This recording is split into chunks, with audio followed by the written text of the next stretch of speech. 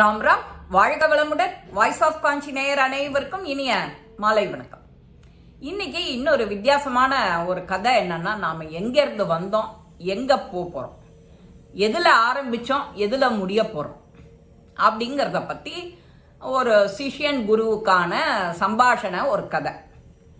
ஒரு சீடர் கேட்குறாரு குரு கிட்ட, தன்னோட குரு கிட்ட, நாம எங்க இருந்து வந்தோம், நம்மளுடைய ஆரம்ப புள்ளி என்ன, முடிகிற புள்ளி என்ன, நீ அப்படி கேட்குறியா அப்படின்னு சொல்லிட்டு அவர் சொல்றார்.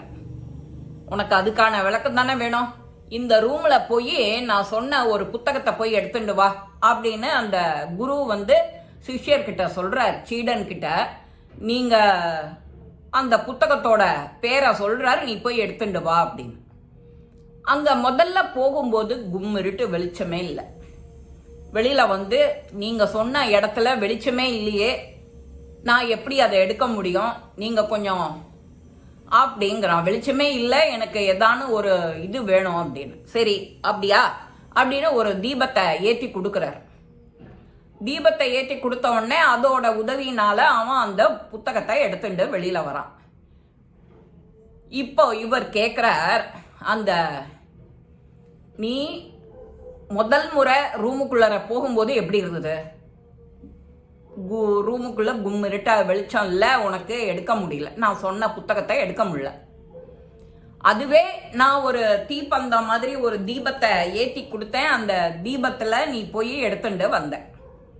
ஆச்சா, ஒரு புத்தகத்தை எடுக்கிறதுக்கு ஒரு தீப ஒளி வெளிச்சம் தேவையா இருக்கு, இல்ல லைட் தேவையா இருக்கு. அதுக்கு கண்ணு வேணும் பார்க்கறதுக்கு ஃபர்ஸ்ட், அது படிக்க தெரியணும் உனக்கு. இதெல்லாம் எக்ஸ்ட்ரா சக்திகள். இந்த சக்தி இருந்தாதான் நான் சொன்ன வேலையை நீ செய்ய முடியும். அதே மாதிரிதான் பஞ்ச இந்திரியங்கள், பஞ்சபூத சக்தி இருக்கு இல்லையா, நெருப்பு, நீர், வாயு, ஆகாயம், காற்று, நெருப்பு. இந்த பஞ்சபூதத்துல இந்த நெருப்பு அதோட மாய சக்தி. அது எப்படி தீபத்தை ஏத்தி கொடுக்குறேன், எப்படி ஏத்தினேன், ஏதோ ஒரு மேட்ச் பாக்ஸை வச்சு ஏத்துறேன், அது வருது, ஒளி வருது, தீப ஒளி வருது, அது வெளிச்சம் கொடுக்கறது. நீ புத்தகத்தை வெளியில எடுத்துட்ட, இப்போ ரூமை விட்டு வெளியில வந்துட்ட, புத்தகம் எடுத்துட்ட. அதுக்கப்புறம் என்ன பண்ணணும், அந்த வெளிச்சத்தை அணைக்கணும். அணைச்ச உடனே அந்த தீபம் எங்க போச்சு அப்படின்னு கேட்கிறேன். இப்போ பாதி பேருக்கு புரிஞ்சிருக்கும், இது ஒரு மாயையான சக்தி, இது பஞ்சபூத சக்தி. இந்த பஞ்சபூத சக்தி இல்லைன்னா இந்த உலகமே இல்லை. காத்து இல்லைன்னா, நீர் இல்லைன்னா, நெருப்பு இல்லைன்னா, எதுவுமே இல்லைன்னா ஒன்றும் பண்ண முடியாது. நெருப்பு மூச்சு பிராணன் விட்டாதான் உயிர் வாழ முடியும். அது வாய் வழியா எதையானு நீ சாப்பிட்டாதான், இன்னும் கொஞ்சம் தண்ணியானு குடிச்சாதான் ஜீவிக்க முடியும். அதே மாதிரி நாம இந்த பஞ்சபூத சக்தி இல்லைன்னா நீ எதுவுமே உணர முடியாது, அதை எடுக்க முடியாது. இப்ப அந்த வெளிச்சம் இருக்கு, உன் கண்ணு பார்வை இருக்கு, போய் அந்த புத்தகத்தை வெளியில எடுத்துட்ட. இப்ப அந்த விளக்கு எப்படி எங்க போச்சு, தீபம் எங்க, வெளிச்சம் எங்க போச்சு அப்படின்னு அவர் கேட்கிறார். கேட்ட உடனே, உன்னால அந்த தீபத்தை இப்போ எனக்கு திரும்ப கொண்டு கொடுக்க முடியுமா, எதோட உதவியும் இல்லாம, ஒரு மேட்ச் பாக்ஸ் ஒரு எதுவும் இல்லாம நீ திரும்ப கொண்டு கொடுக்க முடியுமா அப்படிங்கிற. முடியாது குருவே அப்படிங்கிறான். அப்போ இதுல இருந்து என்ன தெரியறது உனக்கு, மாயை அப்படிங்கிற ஒரு விஷயம். அந்த மாயை நம்மளுடைய ஆசைகள் போன்றது. நம்ம மாயை, நம்ம ஆசை, இது ரெண்டுமே நம்மளுடைய அகக்கண்ணு திறக்க முடியாம இருக்கு.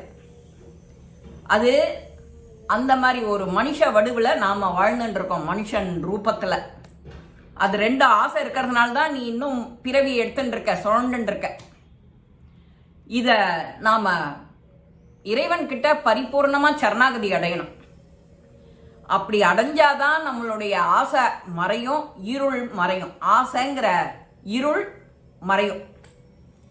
அந்த இப்போ இந்த மாயைகள் நிறைஞ்ச இந்த உலகத்துல நம்மளுடைய ஆசைகளை ஒழிச்சிட்டோம் அப்படின்னா, அந்த ஒரு வெளிச்சத்தை பார்த்தா பகவானுடைய ரூபம் தெரியறது, ரூபம் தெரிஞ்சுட்டே இருக்கு, நம்ம திருவடி தெரியறது, பாதம் தெரியறது, உடனே சரணாகதி சரணாகதி வணங்குறோம்.